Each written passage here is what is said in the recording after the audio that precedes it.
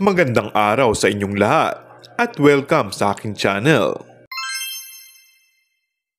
Aaminin na umano ngayong taon ng aktor na si Coco Martin ang tungkol sa anak nila ni Julia Montes.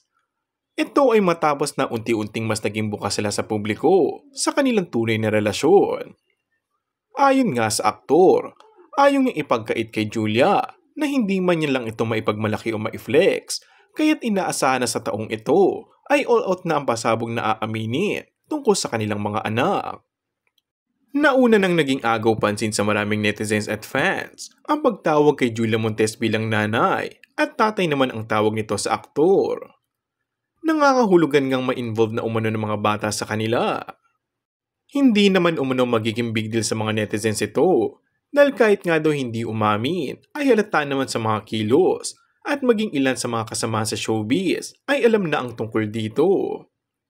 Samantala, kamakailan nga ay nakuhaan ng litrato ang isang batang karga-karga ng isa sa mga kasama sa bahay ni Coco na pinaghihinalaang ito nga ang nababalitang anak ng dalawa. And that's all for our today's video. Kung bago ka lang sa aking channel ay mag-subscribe at pindutin na rin ang notification bell. Maraming salamat!